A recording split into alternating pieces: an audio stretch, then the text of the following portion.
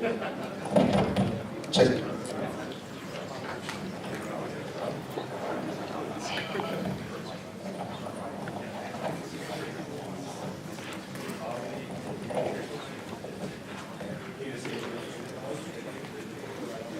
Good morning. So good morning, everyone. So today we are going to talk about the neutron distributed virtual router. So I think we already had a discussion. We posted our blueprints in the Openstack developers mailing list, and we also initiated a meeting request a week before we came for the summit. There were some people who were interested who participated, and some people who might have missed it. So it's not too late for you to get into the discussion. So this is a place that we can actually share our ideas, and I'm here to share my idea with you folks. And if you guys are interested, please let me know at the end of the session, and then we can actually come together, provide a solution to the community. So the IRC meeting channel is again the Openstack meeting, and we have a regular meeting scheduled for the distributed virtual router. It's going to be after the neutron meeting on Mondays. So if that time doesn't work out for any of the people, please let me know, and we can actually see if there's any other slots available. I presume that should be actually in the UDC rather than PDT. Yes. Following the season. So it's 22. So does that mean now it's finished an hour every week now? Yeah. All right. So the existing blueprints, I think we have a blueprint that was posted by Robin Wong. So it's here, so if you get a chance to read that, please go in and read it. So this is the blueprint posted by Robert Wong, and he has actually posted the issue that he's trying to tackle. And then he also shows what would be the benefit of getting rid of the bottleneck in the east-west traffic for the network node. And Robin Wong has done some performance testing. So these are the graphs that he has posted in there for the performance testing. Robin Wong is here, so if you have any questions, please kind of Robin Wong. People are here, he's here, so if you wanted to ask any questions later after this session, we can go through that. And you can go through the blueprint later and then ask any questions if you have.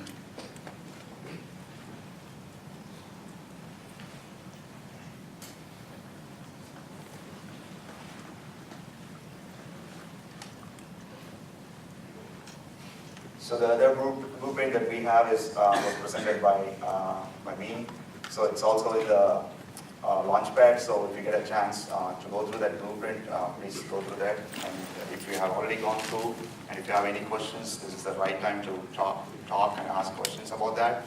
And I'll be going over what are the details in a high level, but at the low level, if you want to discuss more in depth, feel free to join into the meeting invite that we have for the IRC, and then we can have further discussions. Pretty much open to talk and pretty much open to accept any decisions that you guys have with respect to the distributed virtual router. So there are other couple of related blueprints that are out there which has been completed, like the L2 POP, which may be in our decision, it will be useful for us to understand the L2 layer functionality, to understand the VNI to VLAN mappings, and to understand those mappings. We need those information. So there is already the L2 POP blueprint that has been implemented for Havana.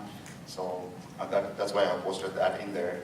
And there were some other blueprints also, people who said that it's kind of related, but I thought it's not directly related to DVR, but it may be related to router. So it's in there, so if you get a chance, just go ahead and read it. So what do we have today in Havana? So today in Havana, we do have the L3 agent, which is actually running as a service plugin. And all that it runs, basically, the L2 plugin is running in a network mode. And all the services are currently provided in network node. And also, like all the services like VPN, firewall as a service, all those things are basically coming from your network node. And if you have multiple tenants or tenants having multiple network in your data center, and if you wanted to communicate packets between one network to another network, it has to traverse through the network node in order to reach the other network, because the routers are now existing in the network node. So it's kind of, it's a bottleneck right now, because all the traffic goes against the network node and comes back. So is there a way to ease this bottleneck and increase the performance? So that led to the idea of like whether we wanted to have a distributed virtual router or not. And I know many people here or many organizations have, as Bob and other people mentioned in the previous session, each one have their own version of way of implementing distributed virtual router in their own environment. But for the community, I think we all should get together to come up with a unique solution that actually fits and addresses the issues that we wanted to address with respect to Openstack. So that's the reason we are here. So this distributed virtual router basically addresses issues on the east-west, and then I have captured use cases for east-west and north-south, as well as for services. So then once we go through the use cases, we can actually make sure which use case is a must for the next release, and then start working on that use case rather than working on all the use cases at a stretch. So it should be kind of a baby step that we should take one at a time, not to include too many things into one cycle. So I would always wanted to break this story into multiple chunks so that we take one chunk, work on it, and then if we have more teams who are willing to work on, then we can give other chunks to other teams.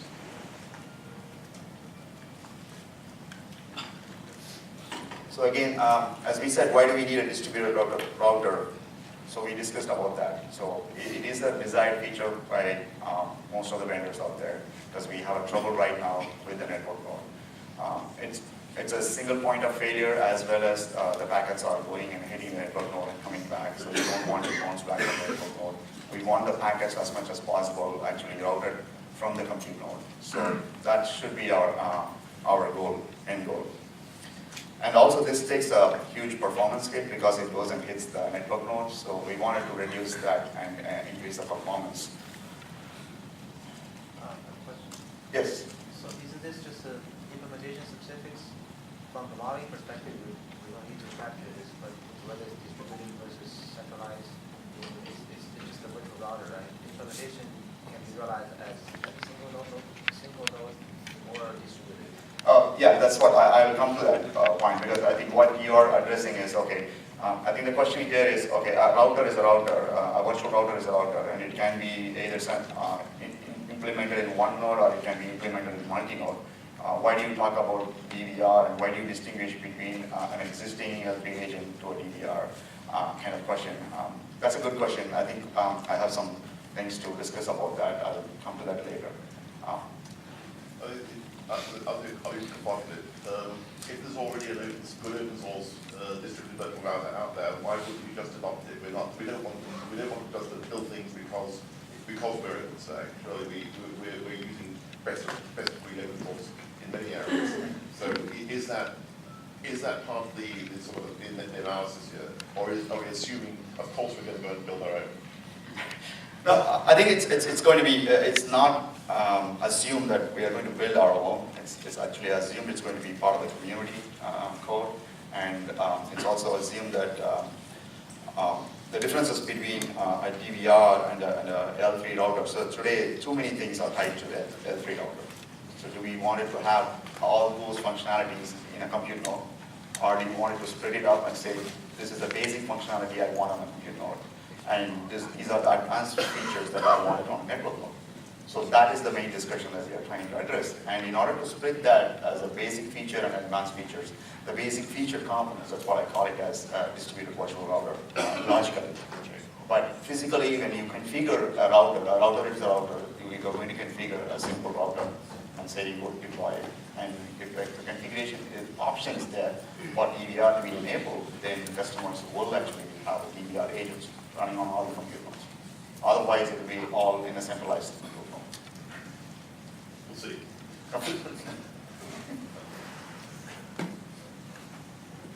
So what are the functionalities that the distributed virtual router should support? So today, if we take all the functionalities that is in a L3 router, so basic routing, our external net, and then any other services that are currently associated, because everything is currently associated with the L3 router. So if we wanted to move all these things into a distributed virtual router, so what does it take for us to get there? And is it an optional solution to take everything in there or to take parts of that? introduced into the virtual router. So that's the main discussion that we are going to have. And as it was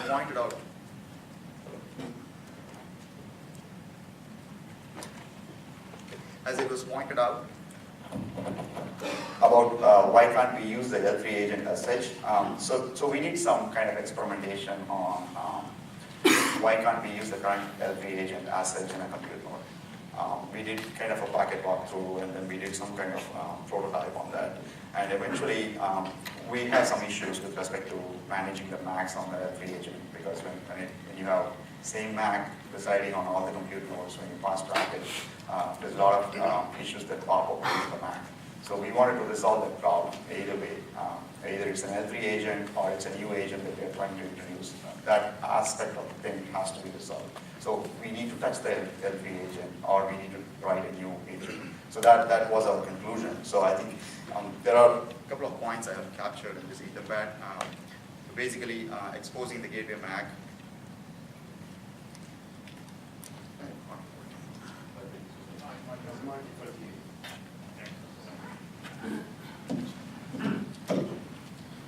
So exposing the gateway MAC on the outbound traffic will cause an underlay to see all the port holes, and also you have an ARP crash when someone tries to ARP for your gateways.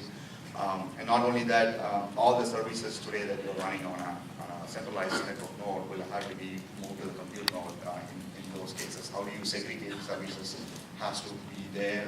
It may be related to service chaining that we may talk, or there are people working on service chaining, how the services are being chained. Maybe you can only enable services on one particular router and not on other routers. That may be one of the possibilities, but based on the current one, this whole design is talking about based on the current one. But we may have some work to do with, if we wanted to include the services, then we can actually choose and see where the services has to run, which router need not run the services, and certain routers only need to run the services. In those cases, we can address this issue. But being said that, what I'm trying to clarify here is taking a current L3 agent and then running it as a DVR during the Icehouse time frame may or may not be possible directly, because there's a lot of work in order to refactor and make changes to the L3 code, which will break many other things. That's a proposal that we are saying, that we will come up with a DVR agent rather than an L3 agent. But the DVR agent is basically will work along with the L3 plugin as an extension. So we have an extension table, we capture some of the data that we wanted. But there will be a DVR agent that will be running on all the compute nodes. And the DVR agent will try to actually drive the data plane driver module, which will take the intelligent decision using the information that the plugin provides to the agent, process the data, and then writes the specific rules into the ODS. So that's our high-level overview of how we are going to attack this problem. So in the east-west traffic case, I understand, this is feasible by playing with the MAC addresses, but when you go north-south, that's when you need a designated gateway. That's right. That's That's something we should add here. So that's why in the use cases, we're going to talk about that in the use cases. Okay.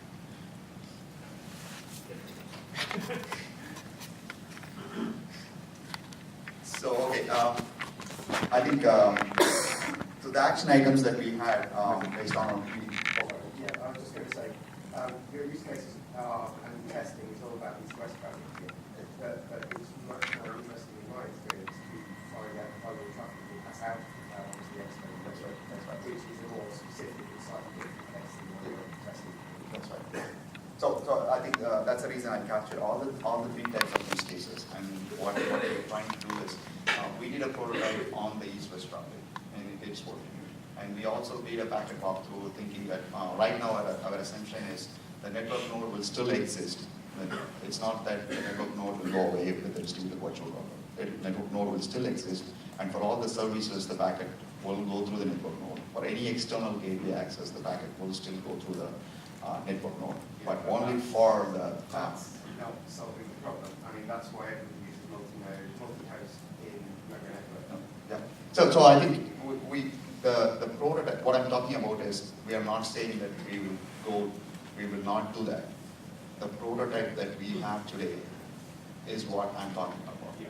But we still have a use case number 2, which is what you're trying to tell us. But if we prioritize on that one, we will start working on that one. It's which we prioritize for the Icehouse. That's what we want to discuss. Do your use cases define your scalability and performance requirements? I mean, obviously, I think I don't have a number right now. I think Robin Wong has done some performance numbers. Not performance numbers, what you tested so Tested, far, but the target for this, because clearly designing the DVR for 500 nodes is very different. that's right. Yeah. And then the HA, so there's a lot more detail that needed. Yeah. I understand there's more details, so let's go through the use cases. Yep. We can argue the numbers later. We're interested in walking through cases, prioritizing them, and validate cases. Yeah, I think the use case number 1 is basically as I said, the east-west traffic between it's an intra-tenant routing stuff that the packets when within a single tenant, if the packet wants to travel from one network to another network, we don't want to send all the packets directly to the network node.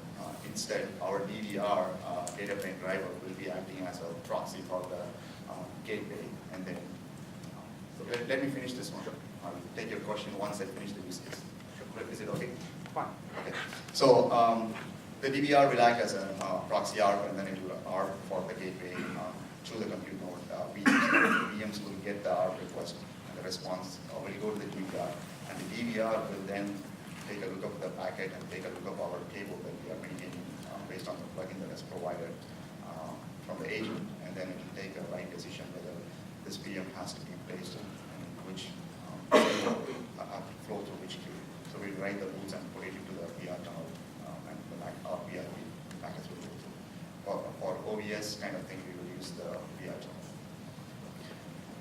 So this is basically the use case number 1. And in this case, what we are saying is for any kind of external network, for any kind of external gateway access or across the network activity, the packets will actually hit the DVR again, and the DVR agent will look up and see, okay, this is an external IP, I don't know who it is, and then it will actually pass it on to our default network gateway, and the packet will go out.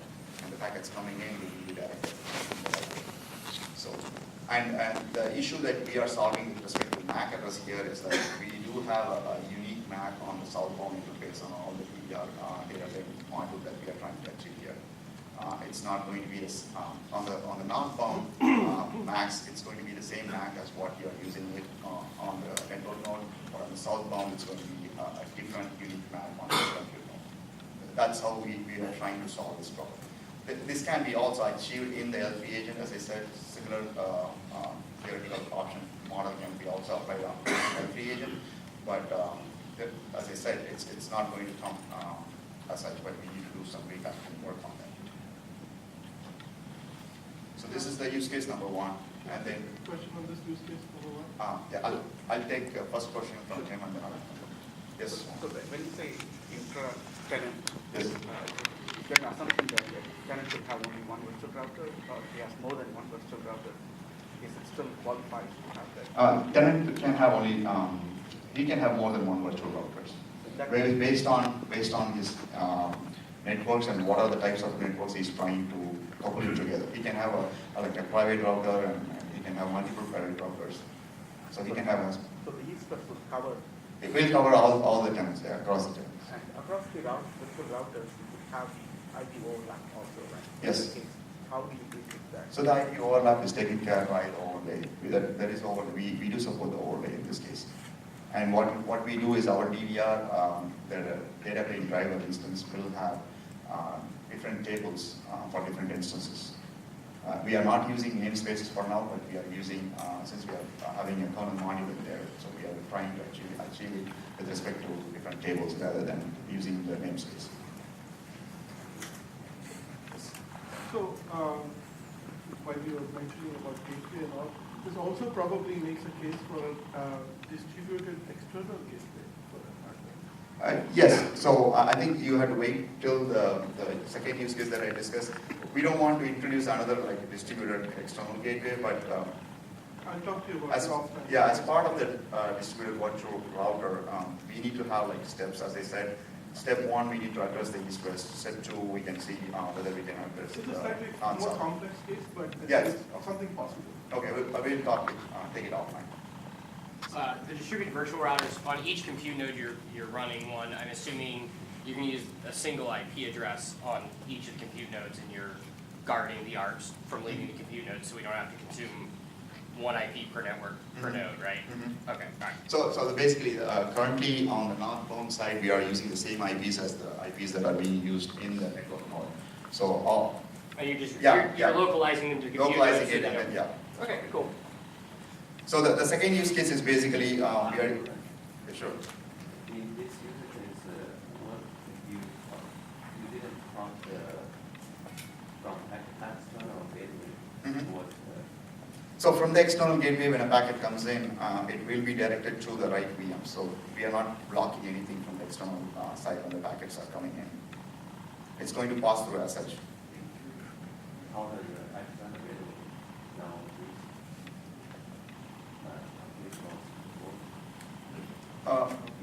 The external gateway is going to ARP, isn't it? Like the VMs are. So it's basically the same. I think- Yeah, because So- The external VM has different subnets, right? Yeah.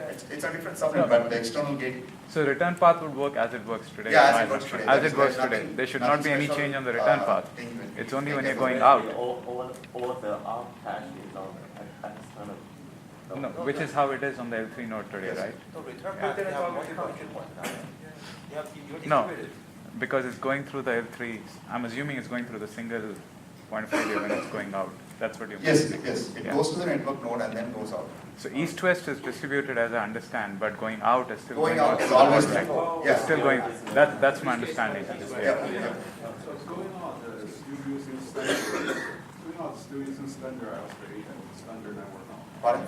So you said you're gonna have your own code, silent code, provide all these features, right? But actually, the standard L3 agent can still run side by side with this